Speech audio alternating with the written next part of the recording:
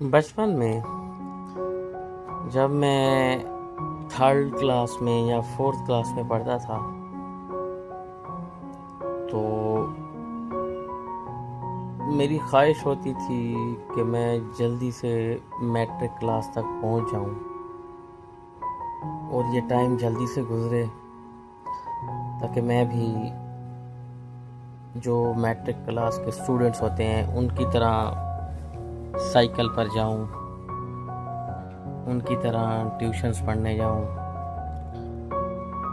اور جلدی سے بڑا ہو جاؤں۔ مجھے وہ وقت بڑا مشکل لگتا تھا۔ اس دوران میرا بھائی بھی میٹرک میں پہنچ گیا تو مجھے اور فیلنگز آنے لگی کہ کاش میں بھی جلدی سے میٹرک میں پہنچ جاؤں۔ جب میں میٹرک کلاس میں آیا تو آگے خواہش بڑھنے لگی کہ کالج کی طرف جاؤں، اور یوں کالج کی طرف گیا تو آگے خواہش بڑھنے لگی یونیورسٹی کی طرف جاؤں۔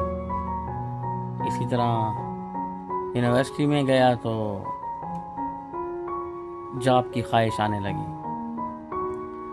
کہ جیسے ہی میری ہائر ایجوکیشن کمپلیٹ ہو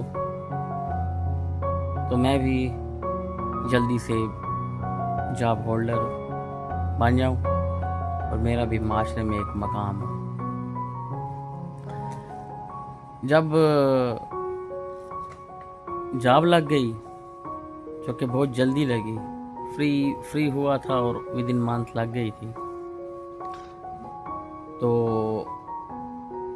اور گولز سامنے آنے لگے کہ اس سے بھی بہتر جاب ہو، اس سے بہتر جاب مل گئی۔ پھر خواہش ظاہر ہوئی کہ آفیسر کیڈر میں ہونا چاہیے، آفیسر کیڈر بھی مل گیا، لیکن آفیسر کیڈر سے پہلے شادی کی خواہش ہوئی تو شادی بھی کر لی، بچوں کی خواہش ہوئی تو بچے بھی ہو گئے۔ اللہ نصیب اچھے کرے، آمین۔ اور یوں کرتے کرتے کرتے کرتے 40 سال کی عمر کراس کر گیا، مگر ان 40 سالوں میں اگر میں نے خواہش ظاہر نہیں کی تو وہ اس بات کی کہ کاش میں بھی ایک دین پر چلنے والا مکمل انسان بن جاؤں، قرآن و سنت پر چلنے والا مکمل انسان بن جاؤں۔ یہ خواہشات نہیں آئیں۔ یہ خواہشات زبان کی حد تک تو ضرور تھیں لیکن دل کی حد تک نہیں تھیں، دل سے نہیں تھیں۔ اور ایک وقت تھا جب میں میٹرک کلاس میں پڑھتا تھا تو کلاس کے جو اسٹوڈنٹس تھے یا میرے اپنے دوست احباب اپنی فیملی میں تھے، مجھے چھیڑتے تھے کہ میرے جو بال تھے وہ میں جہاں پر ہاتھ رکھ رہا ہوں ماتھے سے یہاں سے سٹارٹ ہوتے تھے، اور نام شاید بتانا چاہیے نہیں بتانا چاہیے کہ مجھے جنگلی کہہ کر پکارتے تھے، اور اس کی ریزن یہ تھی کہ میرے بال بہت زیادہ گھنے تھے۔ جنگلی کہہ کر پکارتے تھے۔ جس طرح آپ میری یہ بھویں دیکھیں نا، یہ کافی بھری ہوئی ہیں، یہ نارمل بندوں سے ہٹ کر بہت زیادہ ہیں بھویں، تو اسی طرح یہاں پر بھی میرے بال ہوا کرتے تھے۔ اور آج 40 سال جب کراس کیے ہیں تو سر کے بال بھی اڑ چکے ہیں۔ سٹوری بتانے کا کیا مقصد ہے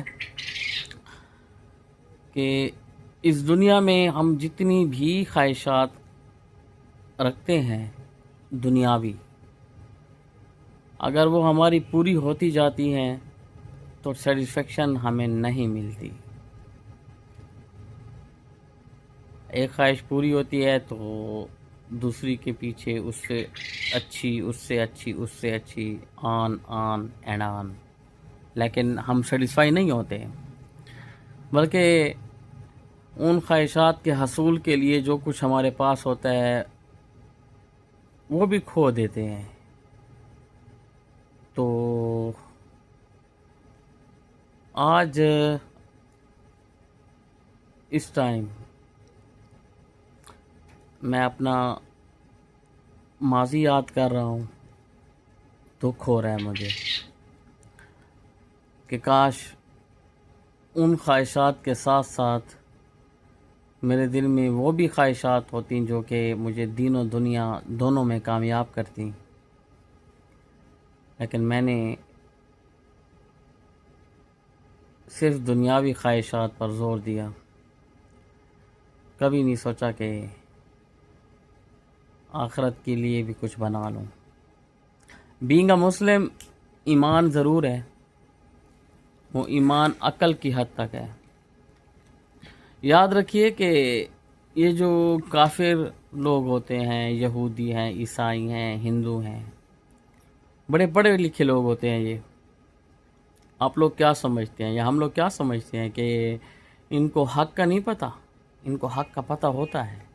یہودیوں کو اچھی طرح پتہ ہے، کرسچنس کو بھی پتہ ہے، لیکن وہ جس طرح ہے نا کہ پہلے لوگ کہتے تھے کہ ہمارے باپ دادا سے ایک چیز چلی آ رہی ہے تو ہم اس چیز کو کیسے چھوڑ دیں، ایک انا ہوتی ہے، تو وہی انا ہے ان کے اندر۔ اسی طرح ہم مسلمان بھی، میں اپنا بول دیتا ہوں کہ دماغ سے تو اچھی طرح سمجھتا ہوں کہ کامیابی کس طرح ہے، مگر دل سے میں نہیں سمجھ پا رہا۔